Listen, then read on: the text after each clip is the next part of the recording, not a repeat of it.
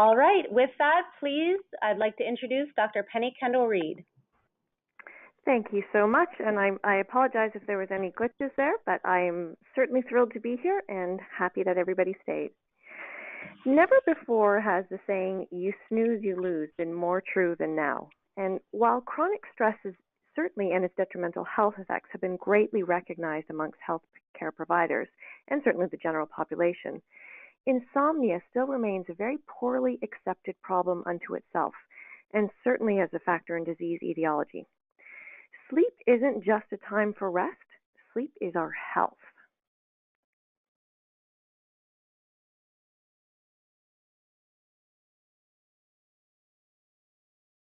The stress, sleep, and weight are so intimately tied together that we can't actually address these individually. If we take a look at some of the stats, 30% of the population suffers from insomnia, and 60% of those over the age of 60 have insomnia. The World Health Organization has declared sleep loss as an epidemic in industrialized nations. People nowadays sleep 20% less today than they did 100 years ago, and over 1 million people in the US alone are using prescription sleeping pills. And this isn't just the people who are taking over-the-counter meds, natural medications. These are prescription pills. The number one cause of insomnia is stress and anxiety. And 90% of visits to healthcare practitioners are due to stress or stress-related pathologies. People who suffer from sleep deprivation are 27% more likely to become overweight, and 75% of our population is overweight. So when we start tying all of these statistics in together, we see that trying to improve our sleep without managing stress and anxiety or attempting to lose weight while sleep deprived are basically strategies designed to fail. And yet it's still so concerning that doctors are still not looking at sleep as such a huge issue. Just to show how important it is, and granted this is an extreme, but it does show the power sleep holds over us, there's a rare condition called fatal familial insomnia. And this is a genetic disorder that's associated with the PRNP gene. It's a gene that codes for the production of the prion protein. And this rare disease has 4 stages. The first stage lasts about 4 months from onset. And here a patient has increasing insomnia leading to panic attacks, paranoia, and phobias. The second stage lasts about 5 months, and it brings on continual insomnia with some hallucinations and larger, more frequent panic attacks. During the third stage, which usually lasts about 3 months, individuals are entirely unable to sleep, no matter how many medications they take. And here's where the body rapidly declines into stage 4, which can last up to 6 months, but it doesn't usually last up to 6 months. And this is where the patient becomes demented, unresponsive, and then death sets in. And this disease has never, not once, has somebody survived this. It shows us the power that sleep and the debilitating effects that a lack of sleep has on our bodies. To fully understand what's going on in sleep, we need to understand the physiology behind all the different processes of sleep. Now, a lot of us know this, so I'm going to just go through this a little bit more quickly, but it shows us the impact and where things can go wrong with our sleep. So sleep is generally divided into those 2 forms, the non-REM sleep, which is the rejuvenating version of sleep.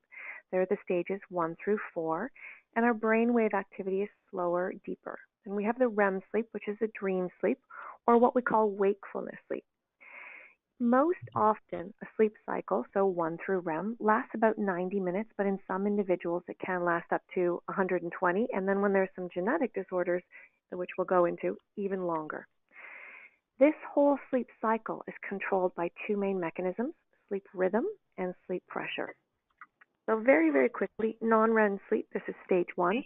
This is where we're transitioning from being awake or from REM sleep into stage 1. And it's characterized by very unsynchronized beta and gamma waves. And it slowly moves into a little bit more synchronized alpha and theta waves. Here, our breathing starts to become a little bit more regular. Our heartbeat slows. It's still very light sleep, though, and rarely do we dream in it. This is generally about 5% of our total sleep. Stage 2 is where we move more into theta wave activity. And here, our brain is still aware of our environment, but it's trying to shut it out. And when it hears a noise in our outer environment, it creates something called a K complex. And this is where we get this short burst of negative to positive voltage back and forth. And it's almost like the brain's going, oh, what's that noise? Should I be protecting myself? And then so that we don't actually follow that thought process and wake up, our brain then introduces what's called a sleep spindle, which is a short bunch of little sigma waves to sort of mess up that K complex so that our brain can't follow that thought process. And so all of this is done to suppress any stimuli that we hear outside. During stage 2 is where we start to consolidate more memory through the hippocampus. Our muscles start to relax a little bit further, and we're pretty much near the end of stage 2, unable to comprehend noises. In adults, this is almost half of our sleep, and it's even actually a little bit more so in children. And this is just a little example of what the sleep spindles and the K complexes look like. And you will always see another sleep spindle following a K complex. Stages 3 and 4 we can lump together because these are more of the deep, slower delta wave activity, the same brainwave activity that occurs when we're meditating. Here we're much less responsive to our environment. This is where our heart rate starts to drop, our blood pressure starts to drop. Dreaming can occur, but we rarely remember it. Stage 3 and 4, as our body is first starting to rejuvenate as we fall asleep, dominates the first half of the sleep cycle, or sleeping hours. It's very difficult to wake up from stage 3, particularly 4. And this is where particularly stage 4, all of the healing takes place. So sitting down right now, none of us are actually healing. We're resting, but we're not healing. Only when our brain goes into full delta wave do we start healing. And by healing, I mean the body makes an antibody. It repairs a muscle from working out. It makes a hormone. All the good things that we need to happen to repair our body takes place during stage 4 sleep, which is why children have the most stage 4 sleep, because their bodies are growing. They need to keep replacing more and more cells than we do as we age. Then we have REM sleep. So this is our dream sleep. This dominates the second half of the cycle. And in terms of restoration, this is absolutely useless sleep. We get zero restoration here. And it's called, it's a paradoxical type sleep or wakeful sleep because the brainwave activity is very low amplitude and it's mixed theta, alpha, and beta, which is identical to when we're awake. So everything that occurs during this sleep stage is trying to wake up the body. So our brain starts using more oxygen, our breathing and our heart rate and our blood pressure increase. We actually start increasing production of acetylcholine so that we start to get more awareness and excitation. We inhibit the release of serotonin because we don't want that nice calming effect from serotonin. And then we increase norepinephrine and cortisol right until we wake. Ironically, during this stage, though, we have almost complete atonia of muscles. And the reason behind this is because this is our dream sleep, and often our dreams can be vivid, it's almost the body's way of protecting itself so that we don't hit ourselves while we're sleeping, that it creates the atonia within the muscles. And this is if you ever remember as a child, or even as an adult, if you woke up from a nightmare and you literally felt as if you couldn't move your muscles for a little while, that's actually that exact same atonia. This is just a little graph showing the distribution of the different sleep cycles. So all of these cycles are controlled by the sleep rhythm and the sleep pressure. The sleep rhythm is our circadian clock. It is our 24-hour cycle, which is controlled by melatonin and its production and sunlight, but it's also what controls the release of every other hormone in our body. We know that the hormones and enzymes that like to break down cholesterol like to come out at night. Our thyroid hormones like to come out in the morning. And they all take their cue off of our circadian rhythm. And we used to think that the only thing that controlled circadian rhythm was stimulation to light. But we now know through studies on plants and humans that this isn't quite the case. For what some scientists did is they put themselves into a locked environment with absolutely no light for 1 month straight. And what they found was that their body actually still retained a natural circadian clock. It shifted a little bit. It shifted to 26 hours versus 24 hours.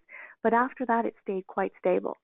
And the reasoning behind it was because sleep is so important to the body, and as we saw, it's life-saving, that there's these backup mechanisms that just in case we don't get the correct light exposure, we have something else that we can use to control our sleep cycle. Now, that doesn't mean that the sunlight doesn't certainly have a big impact on our sleep. So our biological clock is also controlled by the suprachiasmatic nuclei, or those SCN. And those are those nuclei in the hypothalamus right at the point where the two optic nerves cross over. And this is the point where sunlight stimulates both those nerves together. And that's the stimulus to say, okay, let's tell my pineal gland to start making melatonin.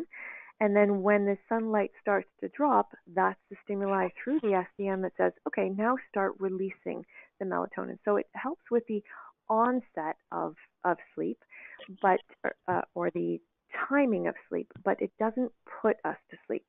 And that's really, really important, as we'll get into further on in the lecture. So as we begin to sleep, melatonin rises, and it keeps rising until 2 a.m. That's where it peaks. And then it has a rapid decline until we wake. And this is just, again, a graph showing it starts to rise around 8, 9 p.m., peaks at 2, and falls down. And we'll see when we start comparing this to cortisol curves, it has an opposite effect. Our sleep pressure is controlled by a neuromodulator called adenosine. And adenosine, what it does is it promotes sleepiness and grogginess, and it suppresses arousal. So as we don't sleep during the day, adenosine starts to build up. So by the end of the day or nighttime, our brain is sleepy and groggy, and we want to go to bed. Then as we start sleeping, there's a rapid reduction in adenosine so that we're more awake. This curve also corresponds with cortisol, because cortisol, in an inverse relationship, cortisol will greatly inhibit the production of adenosine. So if one is stressed all throughout the day, even though they're not sleeping, their production of adenosine does not rise, and so they don't get that sleepy sensation when they get into bed to go to sleep. Too much caffeine and norepinephrine and sugar will also block the production of adenosine and inhibit the sleep pattern.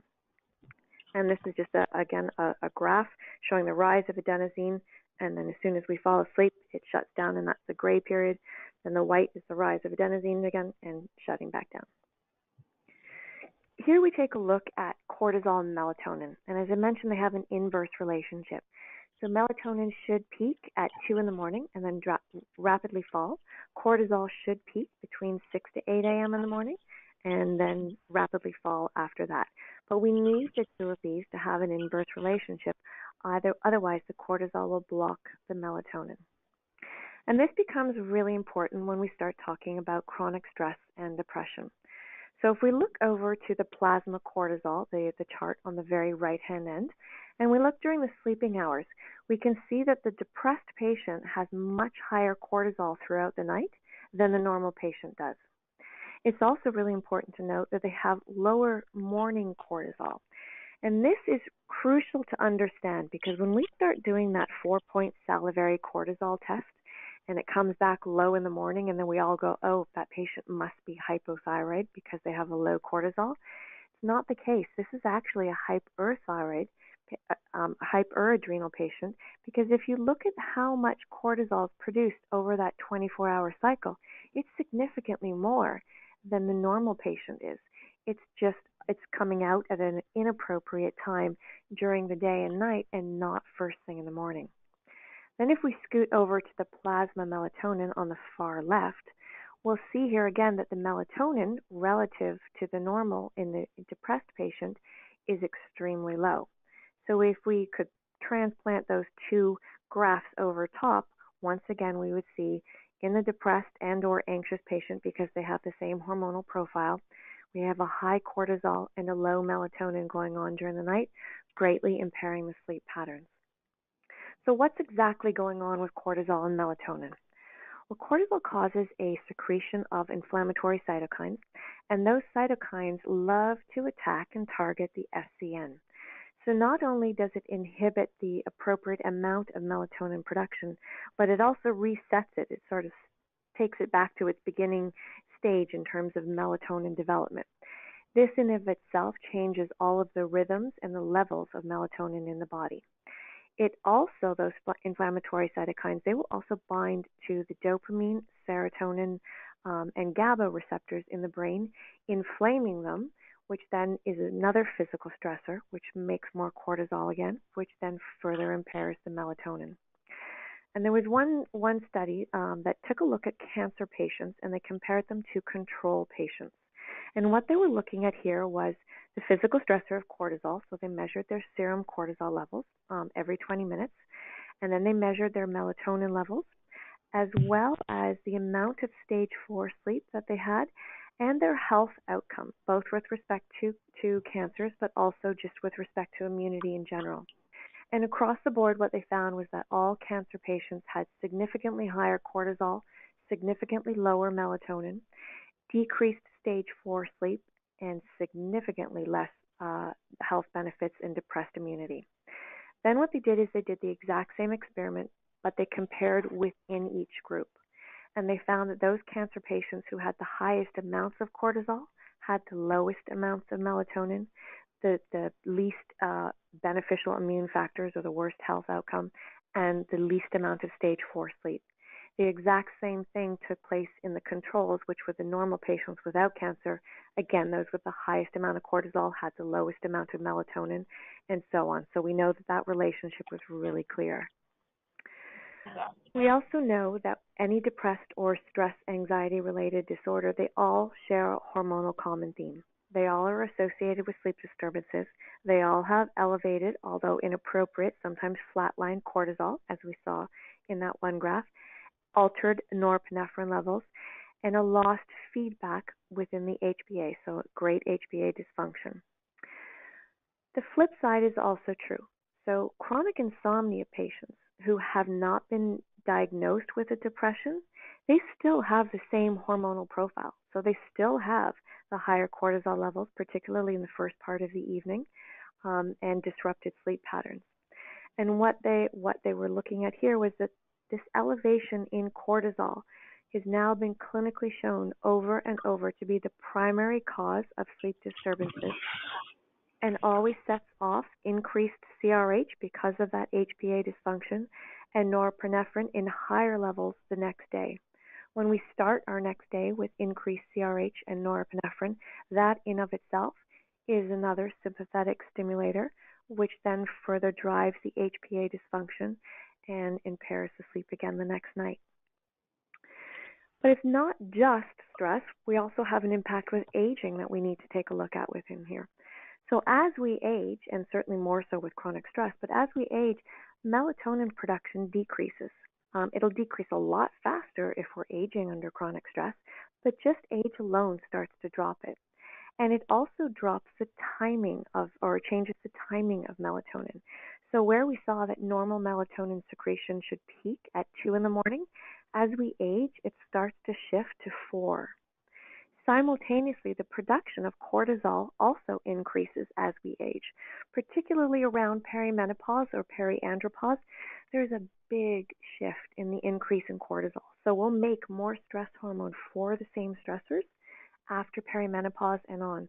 And a lot of people would like to blame all of those sort of nasty side effects that we see at perimenopause on estrogen, but a great deal of it is actually cortisol.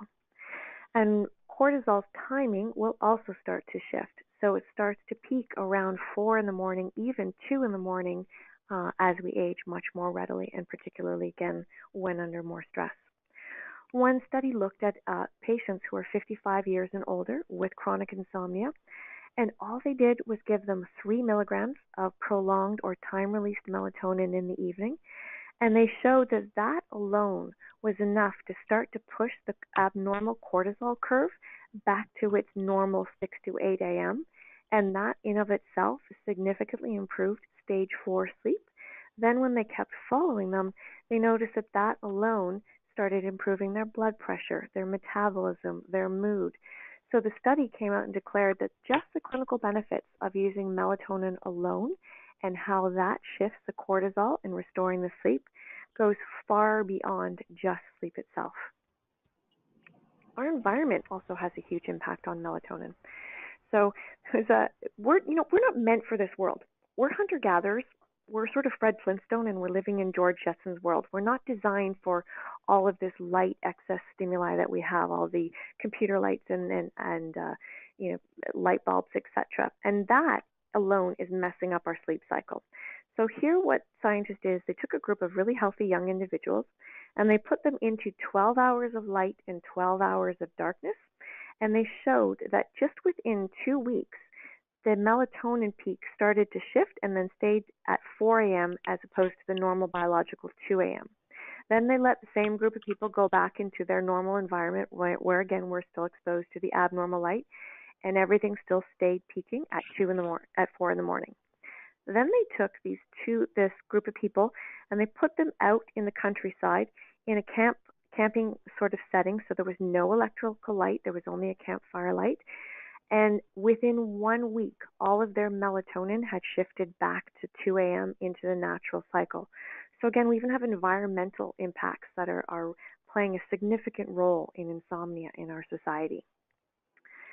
I don't wake up at night to check my emails. I automatically have them forwarded to people in my dreams and they read it to me. The number of patients that have told me that when they wake up in the morning, they pick up their phone beside their bed and they start reading their emails, not only are we engaging our brain, but we're getting that artificial light back into our eyes, which is messing up further sleep. So how is this all tied into our weight? Well, waking time is one of the first aspects with respect to weight gain. We often think that it's best to sleep in and catch up on sleep, and I'm about to show you that's not the case at all. So one study in the American Journal of Health Promotion, they followed 300 university students, and they looked at their body composition, they looked at their diet, they looked at their sleep patterns, even just daily walking around movement, and they recorded that for just 1 week. And what they found were that people who slept 8 to 8.5 hours, that sort of being the golden window, a night, but adjusted their waking time by 90 minutes or more, had increased body fat in just 1 week. So that, again, that catch-up sleep, not a good idea. It's better, unless you're losing a lot of sleep, to get up within an hour of at the same time, if not the same time each day when trying to control body weight. Now, that's not to say that sleeping too little is good for us, because sleeping less than 6.5 hours or actually sleeping more than 8.5 hours also increase body fat. And both of these were entirely independent of diet and exercise, just like the group who shifted their waking time. So again, catching up on sleep, not a good idea, but also sleeping less than 6.5, not great. So to understand what's going on here, even within that short window, I've broken down the impact that sleep has on weight in sort of what I call short-term sleep loss, which is a week, then long-term or medium-term sleep loss, which is up to 2 weeks, and then long-term, which is more than 2 weeks. So with respect to short-term weight loss, we right away will start to see a shift in our metabolic and endocrine hormones. So we're going to see alterations in ghrelin, leptin, and adiponectin within a week of less sleep. So one study looked at over 56,000 adults, so it's a really big study, and they slept 7 hours as opposed to 8 hours, so just 1 hour less. And they had enough increased ghrelin and decreased leptin to increase their body obesity rates by 6% within just 1 week. They also monitored their resting energy expenditure, their glucose levels, their glucose tolerance levels. Everything went awry in just 1 week with 1 hour less of sleep. That's pretty significant. Then if we sort of move people to a 2-week period, so as our sleep loss continues, this time the researchers took a group of people who were on a weight loss program. So they were already on a lower calorie and good healthy calories with higher protein and more vegetables, less simple carbohydrates, on a good exercise program. And here they sleep deprived them by 1.5 hours. So this was a 6.5 hour sleep versus an 8-hour sleep. And right away, within the first week, they started to notice that there was a 55% reduction in weight loss, independent of the fact that the diet and exercise stayed exactly the same. And just even by day 4, with 1.5 hours less of sleep, the body's ability to regulate insulin dropped by 30%. I mean, that's significant. 4 days. We think about this again over time, the huge impact that this is going to have on weight and is having on our weight. Then there's long term. So long term is technically considered anything over 2 weeks, but this was actually a 16-year study. And here what they did was they took shift workers, because shift workers is a great, readily available, sleep-deprived group of individuals. And they took 60,000 nurses. They were all healthy at the beginning of the study. None of them were overweight. They looked at their weight, their sleeping habits, their diet, but they also looked at family history. They also ruled out things like smoking, or if they got a disease along the way, they were dropped out of the study. So all of those variables were controlled for. 16 years later, those women who slept 5 hours versus 7, so they didn't even get to the 6.5 hours, they had a 15% increased risk of becoming obese, independent of their diet and exercise, and they had a 30% risk of gaining 30 pounds. So if we look at this as 16 years, and let's double that for their career, on average 32 years, that's 60 extra pounds of weight, independent of diet and exercise, from sleeping 5 hours as opposed to the 7 hours now, and that's still not the ideal amount of sleep, entirely independent of diet and exercise. There are a bunch of different genes that also have a significant role within our sleep, and we can't negate all of the stress genes. So we have 3 different ADRA genes. We have ADRA2A, ADRA-B3, and ADRA2B. We also have all the CRCH1 and CRCH2 genes. The ADRA genes are the genes that are responsible for the production of adrenaline, noradrenaline, and cortisol. And the CRCH genes are the ones that are responsible for the production of cortical-releasing hormone as well as cortisol and their receptors. So when we see variants in those genes, those are the people that produce more than the normal amount of stress hormone for each stressor. And then again, increasing the rate at which HPA dysfunction will occur. I didn't get into all of those genes. They're in some of my other lectures, but otherwise I'd be keeping you here on the phone all day long. So I'm going to just jump into some that impact directly upon the sleep cycle, not just the nervous system. And the first one is CRY1, or cryptochrome 1. And this is a gene that produces a protein that will actually block all of the activity of the clock genes. And the clock genes, which we'll get to next, are the genes that control our circadian rhythm. So the mutated or variant gene here, which is the T allele compared to the normal allele, which is the G allele, they have a really difficult time getting from one stage of sleep into the next, especially getting into stage 1. So from either waking into stage 1 or from REM sleep into stage 1. And it can actually take them up to 2 to 2.5 hours compared to the normal alleles. So if it takes them 2.5 hours to fall asleep, they may get through one sleep cycle. Then it takes them another 2.5 hours to get into stage 1 from REM again. That's 5 hours of wasted sleep. So they're getting very little stage 4 sleep. They're only getting one section of stage 4 sleep, and their body is pretty much surviving on what is technically medically considered no sleep. Then we have our clock genes, and the clock genes themselves are directly deal with weight, and now we know why from all of those different reasons. So these genes, there's clock 1 and clock 2. The T variant for the clock 1 gene has a significantly higher weight, BMI, and waist circumference, again, independent of diet and exercise, simply because they have less control over their circadian rhythms. Clock 2 is very similar, has all the same metabolic issues as the clock 1 gene does, but these are also the ones that have altered adenosine levels, so they have reduced alertness or reduced energy during the day, but at nighttime they're getting that arousal, having a difficult time falling asleep, and they are very susceptible to almost a 180-degree shift in cortisol production and circadian rhythm of cortisol, which then we can fully understand that impact on melatonin and the sleep cycle. We also have PPARGC1 alpha. So PGC1 alpha is a protein that is encoded through this gene, and it plays a really important role in metabolism, as many of us know, and also in mitochondrial health. But what PGC1 alpha does is it gets converted in the muscle into something called irisin, And irisin is one of the strongest thermogenic proteins in the body. But PGC1 alpha also, it stimulates the clock gene, so it does the exact opposite to the cryptochrome 1 gene. So it starts to help to control the circadian rhythms. And when PGC1 alpha is low in production through the variants of this gene, the rates of insomnia greatly increase, which then, not sleeping as a physical stressor, makes more cortisol, and cortisol itself also inhibits the production of PGC1 alpha.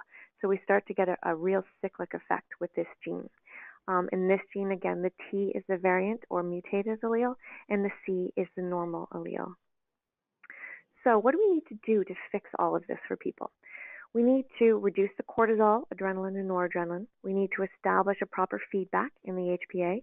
We need to regulate out those circadian rhythms, regulate the melatonin, and then increase some sedating and calming properties. So one of the first things we want to use is lactium. So this is that casein decapeptide, which is only 10 amino acids in length. And what it'll do is bind to the GABA A1 receptor in the hypothalamus, which is the calming receptor, but it will not bind into the PBR receptor, which is the sedating receptor. So we can start to create some calming all day long, not allow cortisol to build up with this, so that we can then start to regulate out the HPA axis. Lactium will also decrease the excess release of CRH from the hypothalamus, stopping further stimulation of the HPA axis. And most importantly, what it does is it resets the hypothalamic and the pituitary receptors that have been inflamed and damaged from chronic cortisol, and that's where that whole loss of negative feedback loop comes in. So if we just decrease the excess release of cortisol, or even just give some GABA A1 binding without resetting the HPA axis, we're simply slowing down sympathetic drive. In order to get our patients back to parasympathetic drive, we need to reset those hypothalamic and pituitary receptors, allow their own stress hormones to bind in, and shut that whole pathway off, taking them back to HPA parasympathetic side. Specifically, how lactium deals with sleep, or one of the studies, is they gave Japanese patients who had bouts of insomnia for 6 months prior 150 milligrams of the casein decapeptide or a placebo before bed for 4 weeks. And they used the Japanese Pittsburgh Sleep Index questionnaire to regulate or monitor this. This is sort of the gold standard in the sleep world, and it measures everything with respect to sleep. The quality, the latency, how many sleeping pills you took, how rested you feel the next day, what is your appetite the next day. It takes a look at every aspect of sleep. And what they found in 4 weeks was that just with the lactium alone, there was significant improvement in sleep latency, a significant improvement in the quality of sleep, and the next day they had a much better mental acuity and much better energy. And interestingly, the placebo group didn't notice anything. The lactium is also often combined with melatonin. It's a great way to combine it with melatonin because melatonin, as we saw, controls our circadian rhythms. So supplementation with melatonin, it does help to reset that wake-sleep cycle. But as mentioned, it's not a sedative. It will never put someone to sleep. So a number of times I've had a patient walk in and say, oh, I took that melatonin, it didn't work, I wasn't asleep. I'm like, well, I'm not surprised because it's not a sedative. It does, though, help to decrease alertness in the body. And it does it because melatonin binds into 2 sets of receptors, the melatonin 1 receptors in the SCN and melatonin 2 receptors in the retina. And it helps to reduce nervous twitching or nerve activity in the eye. So one of the ways that the body actually tries to keep itself awake and alert is by twitching eyes. And dopamine is actually what stimulates this.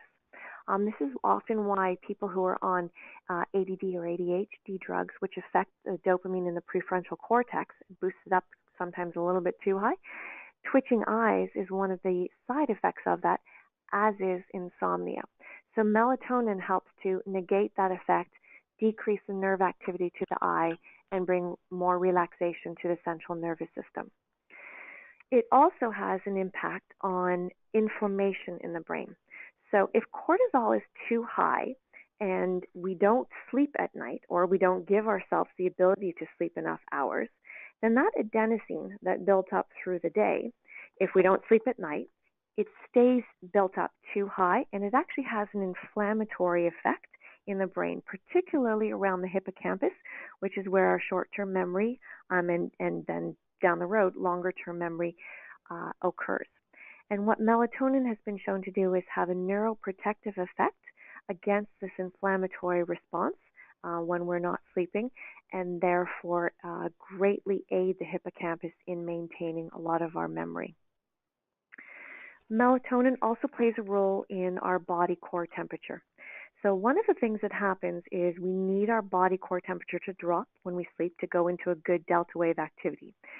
Our body can't really transit from stage 3 into 4 if our body temperature is too high, which is one of the reasons they always say turn down your heat at night, or make sure that you're not too hot under too many covers at night. Melatonin peaks around 2 a.m., and as melatonin peaks, that's when our body temperature is at its absolute lowest.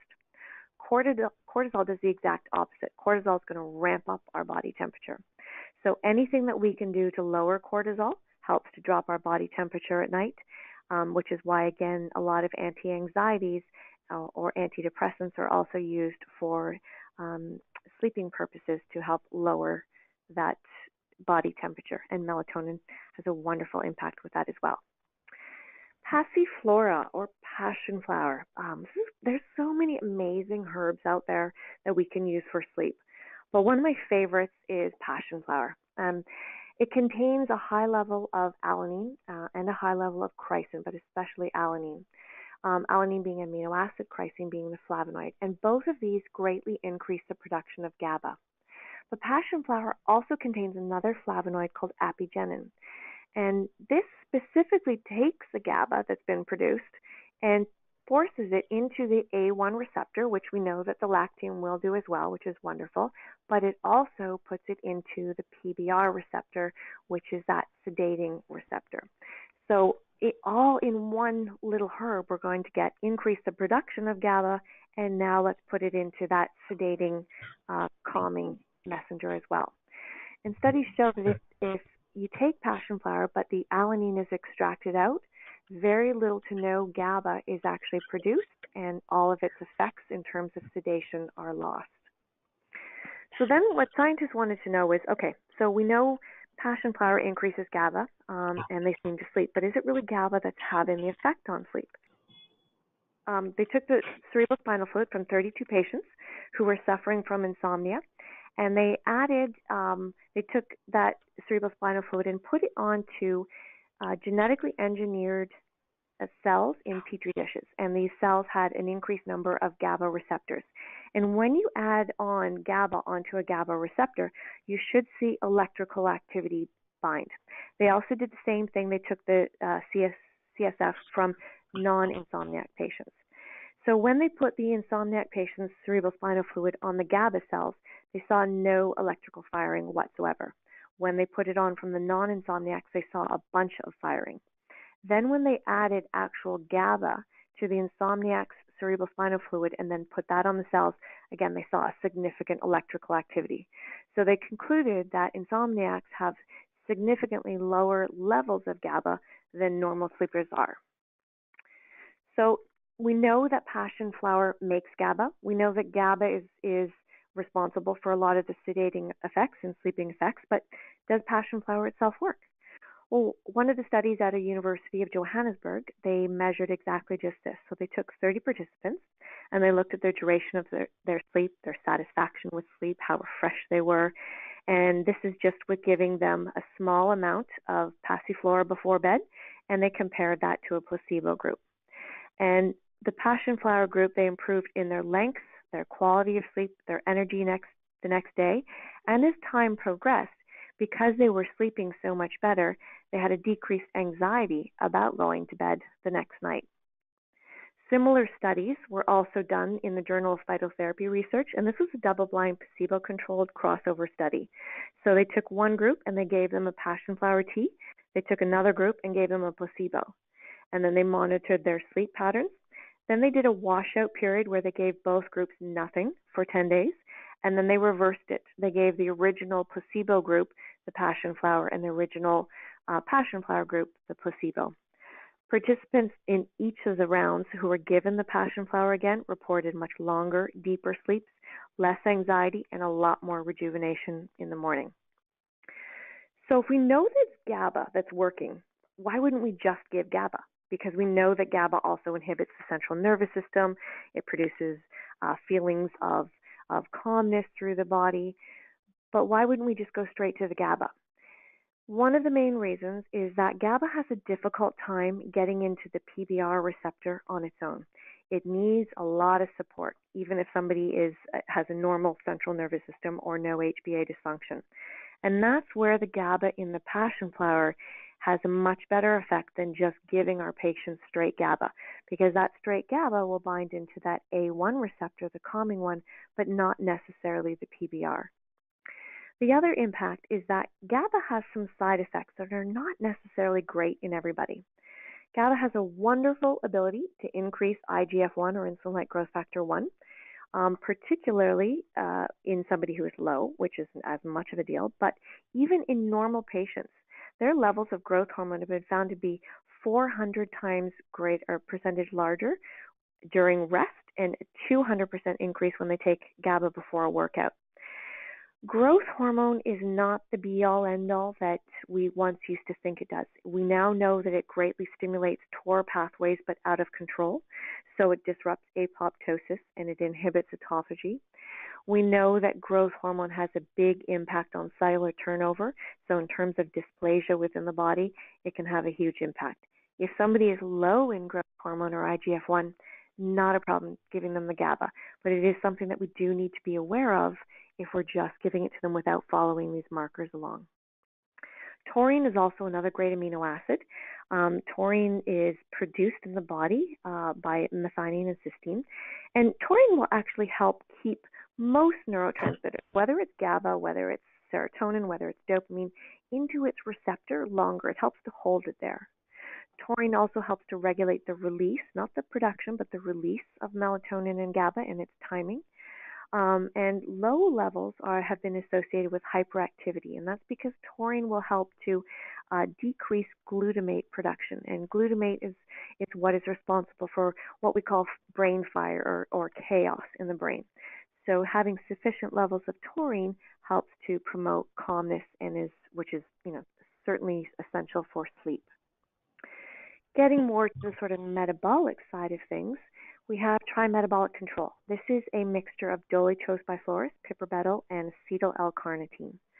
The first two herbs have been shown, they were originally used to decrease oxidative inflammation and regulate out gastric inflammation, but they noticed that they had a side effect of glucose regulation with it. And when they looked into the side effects, they found how that occurred was these two herbs increased adiponectin production by 15% and reduced ghrelin by 20%. Adiponectin, again, is one of our major fat-burning, fat-regulating hormones, and ghrelin is our hunger hormone. And both of these, as we saw way back at the beginning in even short-term sleep loss, are two of the major hormones that are affected. The acetyl L-carnitine, we'll get into that one afterwards. One quick study one great study that was done on those two herbs was they gave obese individuals, so their BMIs was between 30 and 40, a 300 milligram mixture of these two herbs or a placebo before meals. They had them all on a standard diet of 2,000 calories a day, so certainly not a low-calorie diet, and they all maintained the same level of exercise. At the end of the 8 weeks, what they saw, if we look here, the group that got the herbs, they had 5.5 pounds more weight loss than the other group, and they had a 0.96 reduction in their BMI. So pretty significant considering diet and exercise was exactly the same, and it was a 2,000 calorie diet. So again, not a low diet. But once again, look at the increase in adiponectin by 15% and reduction in ghrelin. And this is where the true power within the metabolism occurs from those herbs. The other thing that's in it is the acetyl L-carnitine, which helps to transport those fatty acids in the mitochondria, so we increase our ATP, we increase our thermogenesis. But LCAR also helps to regulate out leptin and insulin. So again, we're going to control blood sugar levels and really boost up that metabolism by regulating the leptin. The acetyl L-carnitine also doesn't have the stimulatory effects that L-carnitine does. So the acetylated version doesn't produce any of the jitteriness or stimulation. So looking at how all of this can interact together, we'll look at some case studies. A 41-year-old female, she had difficulties staying asleep. Which started 2 years after her son was diagnosed with a learning disability. She would wake at 3:30 in the morning, and we know that's the sort of classic keynote time for cortisol, as we saw when cortisol is elevated, 5 out of 7 days a week, and most often she was unable to fall back asleep. She had tried several prescription sleeping pills, but none of them were keeping her asleep, and she would always just find she woke up tired and more groggy. She also tried several natural sleeping pills, including melatonin on its own, valerian, and hops, but none of them worked. During this time, she'd gained 18 pounds. She didn't change her diet or exercise. In fact, she'd actually increased her exercise a bit and cleaned up her diet by reducing sugars and simple carbohydrates. So what we used here was a combination of passiflora, lactium, and melatonin. So all three of those together are now in a product called Rest Reset, and the doses that you can see here. So we used this before bed. I also used Setitol Plus, just one capsule if she woke in the middle of the night at 3:30, because I don't want to give her another dose of melatonin, but I want her to have a little bit of a sedating effect. Also gave her Seronitin Plus with the Setitol Plus. So Seronitin Plus is that lactium that we saw at the start that resets that HPA axis. So if we give this to her at 3:30, again, it starts to retrain that cortisol curve back. And then we also use TMC, or tri-metabolic control, 2 capsules twice a day, 30 minutes before lunch and dinner. I didn't change her diet or exercise at all. Within 3 days, she was waking at 5 in the morning instead of 3:30. At day 6, she was sleeping straight through her alarm 5 out of 7 nights. And if she did wake up early, she was able to fall back asleep pretty quickly. 10 days later, she felt much more rested in the mornings, and she said in quotes, "I feel like I do when I'm on holiday." 14 days later, she dropped 6 pounds. It kept her on the same regime for 21 days, despite the fact that she was sleeping really well at day 10, just so that we can consolidate that resetting of her sleeping cycle. Then we moved her to an as-needed protocol for stress, or when she was traveling into different time zones. And 3 months later, she had 23 pounds off, and she was still sleeping really soundly. One key thing before we get into the next study to note is it's really important to address when people are waking up in the middle of the night. And if we don't give them something at 3 in the morning, if they fall back asleep right away, not a problem. But if they're the people who are up for, more than 20 minutes and certainly the rest of the night, that in of itself starts to create anxiety. So their cortisol starts to go up. So tag teaming that Setitol Plus with an extra Seronitin Plus there, it heals things so much more quickly than if you just try to have them deep breathe or just use different supplements at the beginning. Case study 2. We have a 22-year-old male who is finishing up his last year of undergraduate school. Unsure about where he wanted to go from here, and his parents were pressuring him to go into law school. He had a difficult time falling asleep. It usually would take him about an hour and a half, despite being very tired when he got into bed. He usually woke at 4 in the morning, again, that classic cortisol time, and struggled to fall back asleep. He was tired all the time during the day, but yet he was wired at night. So here again, we use the same Rest Reset formula, that passion flower, lactium, and melatonin. So we're going to get some sedating with the passion flower and GABA production, resetting of that HPA with a lactium, and the melatonin that's being inhibited in its proper cycle. But we're also going to stop the buildup of cortisol during the day with him. So we're going to use 1 capsule twice a day of just the Seronitin Plus to reset that HPA axis much faster so that we can get him feeling better. Within 24 hours, he started to feel more relaxed and calm, and that's the Seronitin Plus during the day. 2 days later, he was able to fall asleep within approximately 15 minutes of turning off the light, and that'll be that Rest Reset combination. 5 days later, he was waking with a lot more energy because he was going into that stage 4 sleep. He was less frustrated and a lot more mental clarity because now we're freeing up his hippocampus. It can start to focus again. 2 weeks later, he was sleeping through the night, and then we kept him on this regime for 3 weeks to reset that cycle. Then we reduced his nighttime serotonin in another 2 weeks. So we just had him take it just in the morning. And then 2 weeks later, we dropped all of his supplements and we used them only as needed thereafter. The last case study is a 49-year-old female. So she was going through perimenopause and she had a difficult time falling asleep. But once she did, she slept through the night for 9 hours, but she said she woke exhausted every morning. She thought it was due to menopause, so she tried HRT, pharmaceutical, and natural. Both of them didn't do anything. She used Imivane 3 or 4 nights a week, but she still woke really tired and the next day. She also started craving food all the time. She reported increased hunger, particularly in the afternoons and evenings, and she'd put on 16 pounds in 5 months. So here we did some genetics on her. Her CRY1, she was homozygote variant, so she was blocking all of her clock genes, and she was unable to transition from one sleep into the next, so she was losing so much of her valuable sleep. Her CLOCK1 gene, she was heterozygote, so again, when that clock gene is blocked, you're going to get the increased weight gain. And she was also homozygote variant for the CLOCK2, so she's got that increased daytime sleepiness, but that energy at nighttime. When we looked at her stress genes, so 2 of them, her ADRA-B2 gene, she was homozygote variant, so she made more than the normal amount of stress hormone for each stressor and then had a slower metabolism. Her CRCH gene, she was also homozygote variant, so again, she was producing so much more CRH, stimulating that HPA axis much more so than a normal individual would. Her FTO gene, which is a fat obesity gene, she was heterozygote, so it wasn't too bad, but slightly altered, lower adiponectin and leptin, and slightly higher ghrelin just naturally come along with that.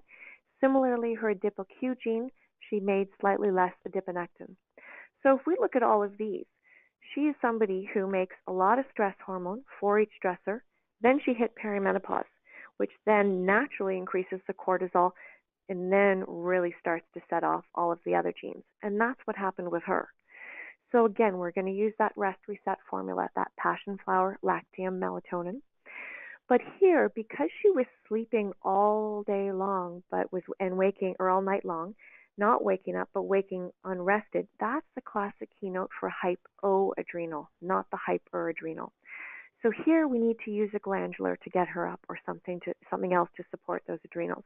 My favorite there is Adrenal Plus, because it is a good dose glandular. We used 1 capsule twice a day on an empty stomach, and then we put in the TMC to help regulate the adiponectin, the leptin, and the ghrelin. We can use Adrenamend if we have a vegan or a vegetarian patient instead of the Adrenal Plus. But what we can achieve with a glandular versus an adaptogenic, we can get done in like 2 weeks versus almost 2 to 3 months with the adaptogen.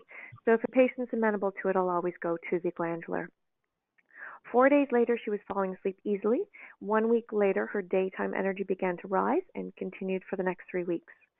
3 days into the treatment, her food cravings and hunger started to drop, and 2 weeks later, she dropped 7 pounds and felt what she said was emotionally and physically balanced with food. 10 days into the program, she was sleeping really deeply and without fear of falling asleep. And we kept her on this protocol for 5 weeks, because generally when somebody's hypoadrenal, patterns have been going on much longer. Then we reduced the rest reset combo to as needed. At the 2-month mark, she had dropped 18 pounds. We brought her off of TMC, and she was sleeping well and felt healthy, rested, and strong. So we can see in all of these case studies that it wasn't the diet that we changed or exercise program. It was the lack of sleep that was causing these weight gain. And we now know why the lack of sleep does it. It really targets that adiponectin, that leptin, and the ghrelin. And we know that the number one cause of what creates this in the first place is the disruption in the HPA axis. So using a formula that targets the HPA axis also gives us the calming GABA chemical messenger, and then also helps put that GABA messenger up into the PBR receptor, is the perfect formula to help really target this really crucial epidemic that is now hitting society. I thank you so much for spending time with me. I'm terribly sorry I went a little bit over, but I am very grateful that you all stayed on. Thank you so much, Penny, and we are so grateful that you are here to present this important information to our practitioners and to our listeners. With that, I just have a few questions that I'd like to ask you that are coming through. One question is, are you using the sustained release melatonin in these case studies? So I'm not. The melatonin that I'm using is not the PR type. Sometimes with patients, I will add in an extra 3 milligrams, and then I'll do a 3 milligram PR and a 3 milligram quick onset. But the type of melatonin that's also in the rest reset, which is when we're sort of clinically looking at how things worked, was the regular melatonin. Right. So that segues nicely into the rest reset product that is now available by Douglas Laboratories. And the melatonin in that formula is not the extended release. It's just the standard melatonin, as well as lactium and the passion flower. So it's only three powerful little ingredients. We had one more. Okay, just looking at this. Can you use this formula with any kind of antidepressant medications? Absolutely, you can. Really good, great question. Because the lactium, or the key ingredient that's in the Sereniten Plus, which is in here, does not affect the serotonin receptor, you can combine this with any antidepressant, with any anti-anxiety. There's absolutely no side effects, contraindications whatsoever. And there's also no contraindications with people who are dairy sensitive. Because it's only 10 amino acids long, the immune system can only identify something that is 12 amino acids or longer. So this scoots under the radar of being recognized by the immune system. So even my patients who are entirely casein sensitive have no issues with it. Okay, great. And then just one more question from someone who is just trying to understand that 3 milligrams of melatonin is recommended 30 minutes prior to bedtime. Is that? Yes, exactly. Okay. Exactly. So, now, I guess it does depend on what time someone's going to bed.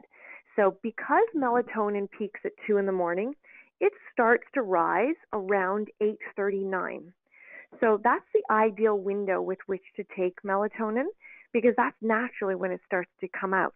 And then it starts to spur on the pineal to say, oh, okay, let's go, and then peak at 2 in the morning. So when somebody is going to bed significantly later, by taking it earlier, one, we can start to retrain the brain back to its normal circadian rhythm. So people who say they're night owls, they're technically not supposed to be. Yeah, it doesn't seem... They train their brain to be that way, but that's not the right way to be. Right, and it definitely, we've just seen all the effects that it can have. Exactly. So this is another great webinar from you, Penny. We thank you. Look for a follow-up to this webinar with the code to purchase a Douglas Laboratory product. And we thank you all again for the time that you've spent and the patience with us for today's presentation. Thank you all very much. Thank you so much.